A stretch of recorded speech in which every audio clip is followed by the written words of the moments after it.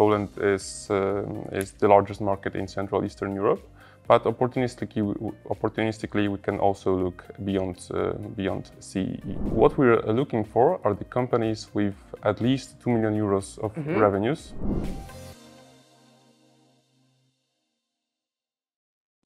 Welcome to Startup with Poland, the show where we deep dive into Poland's innovation ecosystem. My name is Tessa McIver and I am your host. Today I am delighted to have with us Jan Nalbert, who's an investment manager at Warsaw Equity Group.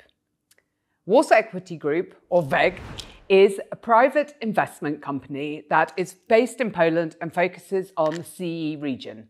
And Jan today is going to tell us all about their investment strategy. Jan, welcome to the show. It's wonderful to have you here with us today. And I want to start with finding out more about Warsaw Equity Group's investment strategy. What do you invest in? From what geographies? Tell us a bit more. Thanks, Tess. I'm really glad to be here. So at Warsaw Equity Group, we invest at the growth stage. So what is a growth stage for us? So these are the companies that already have some market traction. They have a validated business model, solid unit economics. So the companies that are looking for the capital to scale their operations. So this is an alternative for the venture capital funding, investing at a later stage, and the stage that is before the private equity investments that already invest in very mature companies, usually buyout transactions. So what we're looking for are the companies with at least 2 million euros of revenues. This is both software and hardware companies. Okay. And these are the companies that are operating in B2B markets. What is important for us that these are technology-driven companies, and by that I mean that these are not state-of-the-art, groundbreaking technologies, but that there's a tech-related component to it in order to differentiate from more classical, traditional businesses like, for example, brick-and-mortar retail. Okay. Yeah, so that's something we're targeting. So mostly in Poland and CEE, as this is our home market, and Poland is the largest market in Central Eastern Europe. But opportunistically, we can also look beyond CEE. Okay, well, that's really interesting to hear that you've sort of decided on that sweet spot, between after venture capital and before private equity with that growth stage. But I understand that previously WEG did invest in make VC investments. So what was the reason to change that strategy? I wouldn't actually call it like a full change of strategy, but rather like clarification of the strategy, narrowing down. Because since 2020 or 2021, we're covering a broad range of different market segments. Okay. So we had early stage. We're covering early stage by our fund of funds strategy, investing in different funds that cover that part of market. We had our VC strategy, so investing in companies at let's say late seed Series A in terms of Central European levels, so the companies with the high potential to grow, but also usually quite large cash burn. Okay. And then we had like the third part of our strategy, so small cap private equity / growth equity. And we decided that it's quite ineffective to do all of it, and we need to narrow it down to just one particular segment. So I think that there were two major factors that influenced that, both internal and external. Starting from the externals of the market environment, so during the past years we had a major influx of financing from both local VCs and foreign VCs in Central Eastern Europe. There were many options for a company to fundraise at that early stage level, But then when the company grows, it requires more capital, or or there might be some more complex situation that would require an investor that is closer to the company. Then we see that there's a bridge, there's a gap on the market, because in terms of that small cap PE funds, I mean, they usually, I mean, the funding structure is very different, because maybe just circling back, if the company wants to raise from, have capital needs of from probably 5 to 15 million euros. So in such situation, the one option would be a VC fund, but probably foreign VC fund that has this kind of capital. But in order to attract foreign VC funds, I mean, this is not available for, this is available for a small fraction of companies. So top companies with groundbreaking technologies, top metrics, and growth over the moon. And it probably would be hard to access for the company that it still has a very solid business, but maybe not good enough to attract the foreign investors for which Poland is not the focus market. And on the other hand, there's private equity funds that would usually require to have a majority stake in the company. So the founder would need to give up the control in the company, and that's probably a totally different situation. That's why we think that, I mean, there's not so many funds like the growth equity funds operating in Central Eastern Europe, and that's why we decided that we'd like to fill that gap. And the other internal reasons that we had to move away from venture capital is our DNA. So we like to work closely with the companies, of course, whenever this is needed by the company, and there's it makes actually sense to do that. We definitely don't want to be an operator in the company. And if we look at the venture capital strategy, it's kind of a sales and marketing game at the investment level. And then after the investment, the main goal for the company would be to be attractive enough to find next investors and raise the next round. And usually these kind of projects are high risk projects. So in order to reduce that risk on the overall portfolio, it requires diversification. So having 20, 30 or more companies in a portfolio. And in order to realize our strategy of those close cooperation with the companies and to provide the support whenever this is needed, I mean, it would be impossible to do it with 20 or 30 or more companies in a portfolio, because we'd have to divide our time for, I mean, too many projects. Yeah, no, indeed. Well, I can really see that actually then you're spreading yourself completely too thin if you stick with that strategy. I mean, that's really fascinating that, you've managed to find the sort of sweet spot where the niche where maybe, there really was a market gap, and take this sort of focus on a particular stage and obviously a particular type of company.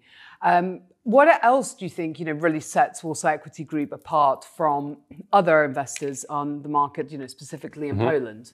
Are there any other elements that are really, unique to Warsaw Equity Group? Yeah, I mean, I think there are a couple of those. So the first one that's I think that is most obvious that differentiates us is that we have fully private capital. We don't have any external investors. And I mean, what does it mean to a company that might receive financing from us? Is that we can be more patient investor. So we won't be forced to exit if the market conditions are not favorable because we need to, for example, close our fund. That's one thing. The other thing is that we can be more flexible in terms of financing structure, or maybe the corporate structure. So any kind of non-standard situations like spin-offs, carve-outs, or maybe the companies in which the cap table is not ideal in terms of VC perspective. So these are the situations that we can address because of the private capital. So that's one of the aspects. And the second one is that what is important for us is to share that vision with the management of the company, the founder of the company. And if we have that, we can be fully on board to support these companies. So not being only the very passive investor that you meet only once a month or once a quarter on supervisory board meeting. But if together with the company, we define that there are certain areas that might require our help, we can really engage ourselves. And these are very different. This could be very different areas, like human capital, in which we are very active.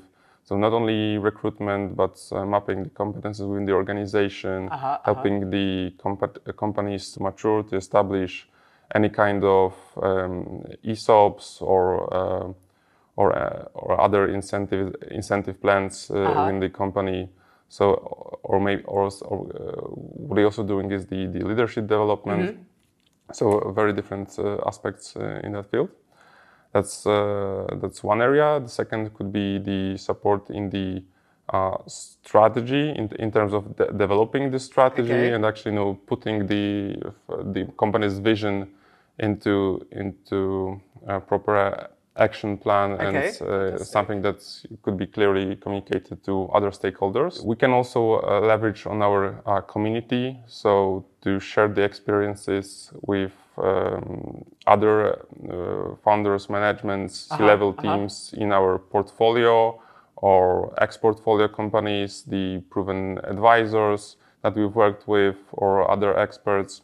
So definitely it differs from company to company, but we can provide that tailor-made support. Okay, well, I love this, because really the hands-on and individual support level sounds indeed very different from a VC fund that is going for numbers and maybe not the individual approach. So great to hear this. But what about you, Jan, personally? What is your background? How did you become an investment manager? What's the story behind it? I think that my story is quite typical in that industry. So I graduated from Warsaw School of Economics, and my background is finance with, let's say, quantitative touch. And after graduating, I started to work in M&A advisory, in transaction advisory. I think that was a great experience because this is in that very dynamic environment that you can learn quite fast. So get to acquire that knowledge about very different industries and how the companies operate. So I had the chance to work on transactions like sale of supermarket chains in Poland or healthcare clinics in Poland. But after doing some of these transactions, what I really missed is that I only get to see a small part. Either this would be the investment part or the exit part when the company is sold to external investor. And I miss the whole path in between. When the company is growing, developing, it has its own struggles, ups and downs. And that's why I thought that I would like to change my career path a bit, to have that full visibility from the day one of the investment until the exit. And then that's why 5 years ago I joined Warsaw Equity Group. I started as an analyst and got promoted to investment manager, and now I'm here. Great. Well, what is it? I'm sure there's within the scope of your job there are various different elements, of course, and even I guess the journey begins even before the investment because you are looking at hundreds of companies on a regular basis. But which element of your whole job is the one that excites you the most? That really makes you fired up? I think that I would say that this is a very dynamic job. So probably, every day looks very different, and I get a chance to learn about new industries, business models, meet the managements or founders of the companies that stand behind these ventures. And I think that this variety, that it's not easy to get bored in this kind of job. I think that's the most exciting thing for me. Okay, well, it sounds fantastic. When we look at the investment market in Poland, or even globally, actually, over the last few years, we've seen a significant drop in the amount of investments made into innovative tech companies. That seems to be the trend.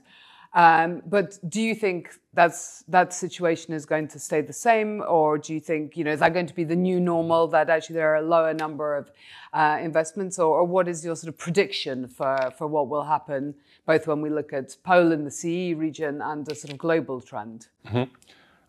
I believe that this is the new normal, and actually the peak that we had in 2021, 2022 in terms of number of transactions, the capital inflow, the valuations is rather something extraordinary than something usual. Okay. If we look at these years, they were highly impacted by COVID times and the assumption that the pace of digitalization will accelerate and it will stay like that for the upcoming years. And it definitely increased that acceleration level, but it was only for some times. And during post-pandemic times, it actually we can see that the good example is e-commerce. Because the e-commerce, in terms of share of e-commerce sales in total retail sales, during COVID times jumped to much higher levels. But then after pandemic, its growth dynamics actually returned to same levels as it was before COVID. And I think that during that times 2021, 2022, many of new businesses, new ventures were based on the assumption that the acceleration of digitalization will continue. And to give another example is Q-commerce, so the instant groceries deliveries. Okay. We've seen multiple of these kind of companies emerging on the market. They raised major rounds from very different investors, but then it turned out that's really hard to make this model sustainable and profitable in the long term. And we have multiple examples of these companies actually exiting the market during the past years. Okay, well, yeah, I suppose, when we first assessed that there is a fall in those investments, but actually, indeed, it's rather that there was the other way around, that there was a peak, as you said, inspired by COVID. I think that's because of that, and that's after that COVID times when the valuation peaked. And we saw also some major down rounds. I think most notable example is Klarna's down round that was 85%, the valuation 85% below the previous round. And the slowdown, I think that it makes investors more cautious in terms of pouring money in the market, and that's why I think that's. It's the new normal, as you mentioned in your question, not the... Well, in a way, probably this means that it's really the quality, great companies that get those opportunities, as opposed to maybe some slipping through the net who don't necessarily really have what it takes. Jan, if you were to give some advice, I'm sure we have some founders listening who, are maybe contemplating one day approaching Warsaw Equity Group. Of course, any other investor. What would be your sort of key advice, to those teams who are looking for investment, who fit into, maybe also the scope of Warsaw Equity Group? What would you sort of one or two things that you would say, make sure you do before you approach the investor? Mm-hmm. I would say that in my opinion, what is the most important is to have that clear growth strategy. Okay. Because one part of it is having that high-level vision, what could a company become in the future, in the next 3 or 5 years or even more. And that's obviously a starting point. But the second part is how to actually get there, to have the realistic, of course ambitious, but also realistic and supported by some facts or numbers plan on how to get there. And when presenting the forecast for the upcoming years, so it's not that we just apply 20, 40 or 50% growth year on year, but there are very concrete actions that would stay behind those numbers to support that growth in the future. So, I mean, obviously that's something that we can help and can support the companies in following the best practices on how should it be structured. But the vision and how to get there is definitely something that the company should have well prepared. Okay, so it's really in a way to focus on the journey with the destination as well, but not just to say, okay, this is our destination and we'll see, Yeah, I mean, we are aware that the plans might change after a year or two. I mean, the company might explore new things, test new ways of doing things, of acquiring the customer, of providing the product. But I mean, still, I think for us, it's very important that there is actually an idea on how to get there. Okay, well, wonderful. Thank you, Jan. I'm sure that any founders listening to us will really take this, note these points down, and I hope, prepare themselves accordingly. But thank you for giving us, a real insight into the area that Warsaw Equity Group is particularly looking at, and into, of course, your experiences as an investment manager. So, it's been wonderful to have you with us. Thank you. It was my pleasure. And thank you to our viewers, and see you next time for Startup with Poland.